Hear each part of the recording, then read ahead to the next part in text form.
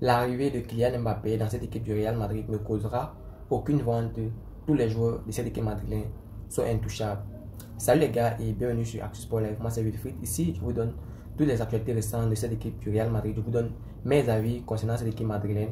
Alors si c'est un sujet qui t'intéresse, n'hésite pas à t'abonner et à activer la cloche de notification pour ne manquer aucune de mes prochaines vidéos. Je vais entrer directement dans le vif du sujet. Là-bas récupère super bien. On peut même déjà le voir en salle de sport en train de s'exercer.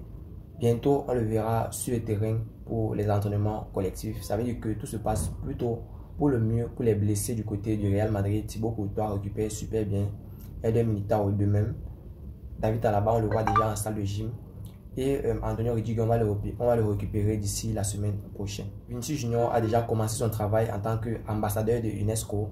Il a voyagé pour le Maroc hier, plus précisément à Marrakech, où il a rendu visite. Il a même joué au foot avec certains jeunes du Maroc. Et il était là avec le maillot marocain portant le dossard de Achraf Hakimi, montrant en fait son amitié envers ce joueur du Paris Saint-Germain. Le Real Madrid conserve son avance. Eh bien les gars, j'ai eu peur tout à l'heure, en fait ce week-end, quand le Real Madrid a fait un match nul, parce que c'était une occasion pour Girona de récupérer 2 points sur le Real Madrid en cas de victoire. Et bien cette équipe de Girona s'est fait battre par l'Athletic Club 3-2.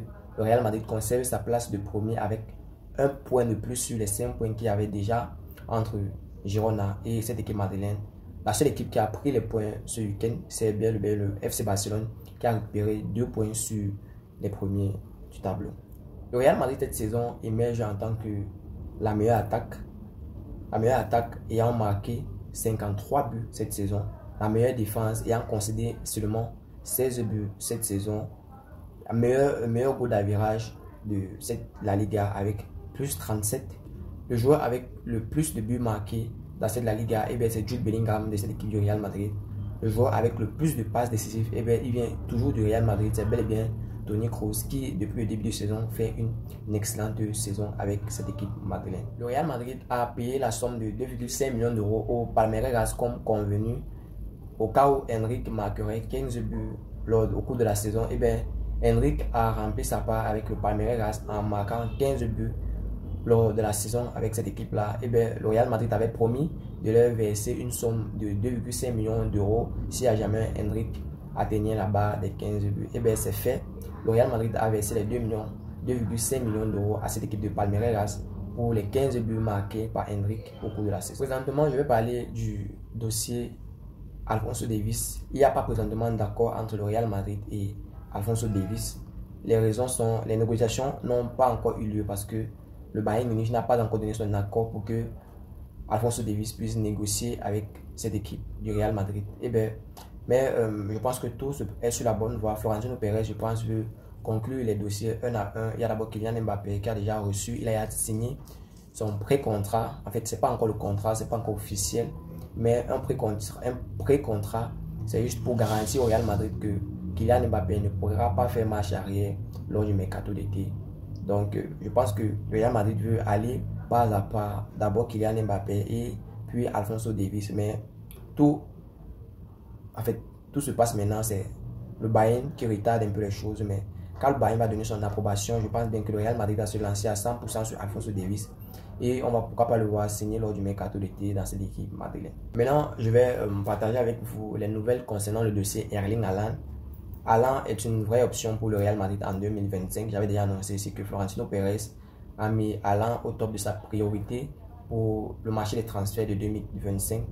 Le club lui a demandé de ne pas prolonger avec cette équipe de Manchester City. Il faudra être attentif dans les mois à venir sur les intentions du joueur. En fait, le Real Madrid va bien scruter et voir les déplacements ou bien les mouvements d'Erling Haaland pour éviter les potentiels cas comme celui de Kylian Mbappé où le Real Madrid avait en 2022 avait mis ses espoirs sur Kylian Mbappé. À la dernière minute, on a vu un Kylian Mbappé qui a prolongé son contrat avec cette équipe du Paris Saint-Germain. Donc, le Real Madrid va plutôt prendre ces quelques mois pour probablement observer Erling Haaland et pourquoi pas se décider de si ils vont vraiment se lancer sur son cas en 2025 ou pas. En fait, c'est tout tient à Florentino Pérez, notre grosse tête pensante de cette équipe du Real Madrid. Le Real Madrid a une option de pouvoir définitivement acheter Joselu Mato pour seulement 1,5 million d'euros. je pense que le Real Madrid doit saisir cette opportunité parce que José Mato est arrivé notamment en tant que remplaçant, pas vraiment remplaçant, mais en tant que suppléant quand Karim Benzema a signé à El Ittihad en Arabie Saoudite en début de saison. Et depuis le début de saison, José Mato nous fait une excellente saison. Il a même pour but de battre le record de Alvaro Morata pour marquer plus de 20 buts, en une saison avec cette équipe du Real Madrid, devenant ainsi le premier Espagnol à avoir marqué plus de 20 buts avec cette équipe madrilène. Il est déjà à 15 buts avec cette équipe du Real Madrid et je pense qu'avec le reste du match qui reste au cours de la saison, José Mato pourra bel et bien battre le record d'Alvaro Morata dans cette équipe du Real Madrid avec plus de 21 buts. Je pense que José a cette capacité-là et il va pouvoir marquer plus de 21 buts lors de cette saison avec cette équipe madrilène.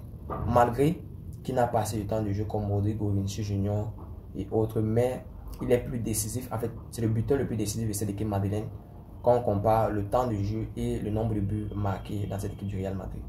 Et bien les gars, j'espère bien que le Real Madrid va saisir cette opportunité de signer José Mato. Mais même si le Real Madrid ne signe pas José Mato, je pense qu'on aura assez de talent pour pouvoir combler ce vide-là la saison prochaine avec la signature de Kylian Mbappé et Endrick qui va aussi signer son contrat lors du mercato d'été. Maintenant, sur cette image, vous pouvez apercevoir le chef d'équipe sportive de cette équipe de Valence avec notre jeune Vinicius Tobias. Tout porte à croire que le Valence serait potentiellement intéressé par le profil de Vinicius Tobias et potentiellement peut voir un mouvement de Vinicius Tobias du Real Madrid pour cette équipe de Valence lors du mercato d'été. Mais rien n'est encore acté. Mais selon les images ou bien selon les mouvements qui se constatent présentement, on voit que Valence est vraiment intéressé par le profil de Vinicius Tobias et pourquoi pas on pourrait le voir se déplacer du Real Madrid pour cette équipe de Valence en fin de saison. Présentement, je vais vous donner les matchs les plus difficiles qui restent à cette équipe du Real Madrid avant la fin de saison. Et bien, le Real Madrid compte présentement 6 points d'avance sur Girona, 8 points d'avance sur cette équipe du FC Barcelone. Et bien, les matchs les plus difficiles qui nous restent à jouer cette saison sont le match face à Valence, nous serons à l'extérieur, le match face à l'Athletic Club où nous serons à domicile, le match retour face à cette équipe du FC Barcelone où nous serons à domicile, le match à l'extérieur face au Rayo Vallecano où nous serons notamment hors de la maison. Le dernier match le plus difficile, c'est le match face à Villarreal où nous serons à l'extérieur. Il nous reste 5 matchs difficiles. En fait, personnellement, je pense que ce sont ces 5 matchs-là qui vont compter le plus sur si oui ou non le Real Madrid doit remporter le titre de la Liga cette saison. Et bien, c'est ces matchs-là qu'on doit frapper fort. On doit vraiment rafler des points lors de ces matchs-là. Pour rappel, le Real Madrid n'a perdu que 2 matchs depuis le début de saison. Et ces 2 matchs qu'on a perdus sont contre la même équipe, cette équipe d'Atlético de Madrid. Et on a déjà joué tous nos matchs face à l'Atlético de Madrid cette saison. Le match aller au match retour. Et ce sont ces 2 matchs-là qu'on a perdus.